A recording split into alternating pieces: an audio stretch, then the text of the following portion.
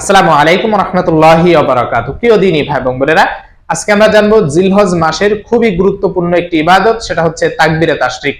এই তাকবীরে তাশরিক আপনি কখন পাঠ করবেন, এটার পাঠ করার ফজিলত কি? প্রিয় দিনী ভাই এবং বোনেরা, এই তাকবীরে তাশরিক অবশ্যই জিলহজ মাসের গুরুত্বপূর্ণ একটি ইবাদতের ভিতরে অন্যতম। কারণ প্রিয় নবী সাল্লাল্লাহু আলাইহি সাল্লাম বলেছেন যে জিলহজ মাসের 1 তারিখ থেকে 10 তারিখ পর্যন্ত এই প্রথম 10 দিন আল্লাহ তাআলার কাছে অত্যন্ত গুরুত্বপূর্ণ এবং এই ইবাদতগুলো এতটাই পছন্দনীয়, এর থেকে মূল্যবান বা দামি ইবাদত আর কোনো ইবাদত নেই।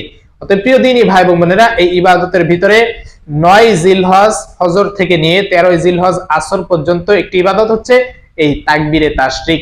তাকবীরে তাশরিক 9 জিলহজ ফজর থেকে 13 জিলহজ আসর পর্যন্ত মোট 23 ওয়াক্ত ফরজ নামাজের পরে সঙ্গে সঙ্গে সালাম যখন ফিরাবেন সঙ্গে সঙ্গে পড়ে আপনি উচ্চ স্বরে পড়বেন। যারা পুরুষেরা রয়েছেন, মহিলারা অনুচ্চ শব্দে পড়বেন। এটা একবার পড়া ওয়াজিব। যদি কোনো ব্যক্তি না পড়ে তাহলে সে এই ওয়াজিব তরক করার কারণে গুনাহগার হবে, তার কঠিন শাস্তি পেতে হবে। অতএব প্রিয় দিনী ভাই এবং বোনেরা, চেষ্টা করবেন অবশ্যই অবশ্যই এটা পড়ার জন্য। যদি কেউ না পারেন, স্ক্রিনে আমি দিয়ে দিচ্ছি, আপনি বাংলায় লিখে নেবেন। লিখে এরপরে আপনি ভালোভাবে এটা মুখস্থ করে ফেলবেন, অথবা আপনি দেখে দেখেও এটা পড়তে পারেন। তাকবীরে তাশরিক হচ্ছে আল্লাহু আকবার, আল্লাহু আকবার, লা ইলাহা ইল্লাল্লাহু, আল্লাহু আকবার, আল্লাহু আকবার, ওয়ালিল্লাহিল হামদ।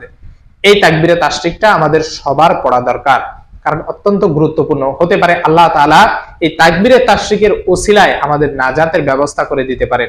যারা হজ করতে গিয়েছে তারা তো সেখানে পাঠ করছে, আর যারা আমরা যেতে পারি নাই, হয়তো আল্লাহ তাআলা এই তাকবীরে তাশরিকের ওসিলা আমাদের ভাগ্যে হজ নসিব করে দিতে পারেন।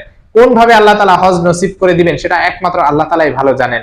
অতএব ছোট ছোট ইবাদত যেগুলো রয়েছে, অন্তত পক্ষে এই ইবাদত গুলো করা এবং আল্লাহ তাআলার কাছে এই সাহায্য চাওয়া যে হে আল্লাহ, তুমি এই ইবাদতের মাধ্যমে এই ইবাদতটাকে এতটাই পছন্দ করো যাতে করে এটাই ওসিলা হয়ে যায় আমার নাজাতের জন্য। তাই প্রিয় দিনী ভাই এবং বোনেরা, চেষ্টা করবেন এই তাকবীরে তাশরিক অবশ্যই অবশ্যই পাঠ করার জন্য, এবং এটা যেন ছুটে না যায়।